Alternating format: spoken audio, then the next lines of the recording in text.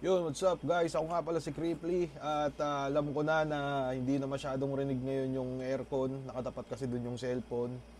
Utang ina talaga, lagi na lang nag-rhyme. Tingin ko talaga inborn na to eh. So ngayon ako ay magre-reaction video ulit at ang naisipan kong gawa ng reaction video ay ang Ramon versus Tanggol second encounter. Sa mga hindi nakakaalam pala is dati ako nakasubaybay sa Batang Quiapo, no? Kaso nagbago yung lahat simula nung nag-comeback battle ako kay Frus. Doon na ako medyo na busy din sa trabaho, sa kung saan saan personal na buhay. At di ko din naman alam kung interesado kayo. Pero so ngayon pinipilit kong alamin kung ano ba yung mga nakaligtaan ko. Kasi kung di ako nagkakamali, labang ko nun kay Frus June 29 yun eh. So simula May, di ko na napanood yung Batang Quiapo. So meron ako nakitang highlight na mukhang magandang reaction video. Yun ay ang Ramon versus Tanggol second encounter. So, di ko alam kung alam na nilang mag-ama sila. Pero ngayon pala, pinipilit kong bumalik na manood ulit.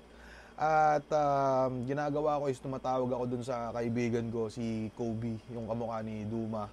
So, tinatawagan ko siya kung ano ba yung nangyayari, kung ba't ba, sino ba tong karakter na to, ganto, ganyan. So, kahit paano medyo nakakahabol-habol na naman tayo. So, ngayon, papanoorin natin yung second encounter ni Ramon at ni Tanggol. Play na natin. 1, 2, 3, play. May ilaw na tayo dito kasi ayoko namang nadidiliman kayo. Punta ngayon na, Bruce Almighty. Pero inaan natin, yun. So, ito nga pala, nakapadaan lang ako sa mall kanina. So, bumili na rin ako ng stand tapos ilaw. So, yun lang. Wala din naman yung kwenta. Gusto ko lang shoutout yung aking ilaw. Shoutout sa aking ilaw. So eto na, pinaputukan. Putang ina mo. Ito pala, napanood ko pa to, yung tinangay ni Tanggol si Monique or si Mokang. Tatawa ako sa pinagagagawa ko. Ba't ako nag-reaction video ng Ramon versus Tanggol? Pero naano ko pa pala yun, nakita ko pa yun. So kung di ako nagkakamali, nilibing ni Tanggol si Monique sa may simbahan. Yun. So sa Alberto naman, kung mapapansin din natin, parang nagulat din si Ramon tinawag siyang Alberto. So ibig sabihin, putang ina, ba't parang alam na itong Alberto? Parang 11 lang yung taong nakakaalam na Alberto yung ginagamit kong peking name. So yun, play na natin ulit. Kasi nagbumura na sila. Ramon para siyang nagko-command ng parang lupang inirang. Commented on Cripply's Reel. Tangina naman, gabi na, comment pa kayo. Sa mga di nakakaalam pala, ang oras ngayon ay, di ko alam, nasa alas 2 na madaling araw. Pero balik tayo dito. Pa, di ba? May baril ka, umakyat ka dun. Nahi-headshotin mo na lang eh. Tatalon ka pa talaga. Ano ba naman yan, Coco? Bro. Ayoko nga, naalala ko pala yung parang pumatay yata kay Mokang, hindi ako nagkakamali, si Olga. Utang ayun na. So parang pareha sila hindi alam na yung pumatay pala kay Monique ay si Olga. Tayo lupit ni Coco yun, parang utang ayun na. Parang sino ba yun? Yung Charlie Chaplin, yung mo, syempre putang ayun na.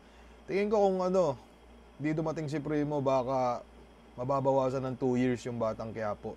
Kasi magpapakilala na si Tanggol na, ay, ako ang tanaw si Tanggol, si Jesus Dimagiba. So, tangina kasi nito ni Primo. Medyo nakakapikon yun. Si Lito Lapid yata yan eh. Nakalimutan ko yung pangalan. Pero, kung alam nyo, hindi ko alam kung tama ako si Lito Lapid yun. Pero yung mukha ni Tanggol dito, Santino, no? Ay, magkapatid nga pala sila.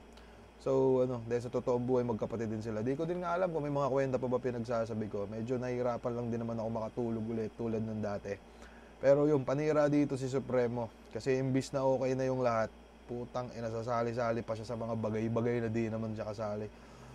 Putang nakakapikon. Watch FPJ's Batang Quiapo here on yun, medyo okay na sana eh. So, yun. Tangina, anong buwan ba to? Anong buwan ba to, 8 months ago, tangina 8 months late na pala ako dito sa na to. Pero yun, sana nagustuhan nyo ang ating segment na basehan ng bawat break it down. Ramon versus Tanggol, Encounter 2. So, Ano pa ba? Nag-iisip pa ako ng pwede kong i-reaction video din. May mga naiisip ako kaso mukhang hindi nyo magugustuhan.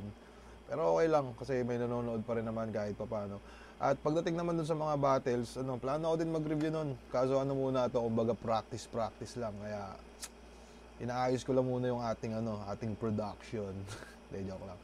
So, magre-review rin tayo ng battles tapos magko-collab kami ni Jonas dun sa niya. Dun sa dun sa reaction video niya rin. So, meron kaming collab, abangan nyo kami kung interesado kayo sa amin. At yun, sa tingin ko dito ko muna tatapusin tong segment na to. Basehan ng bawat break it down. So, yeah, Creeply. Peace.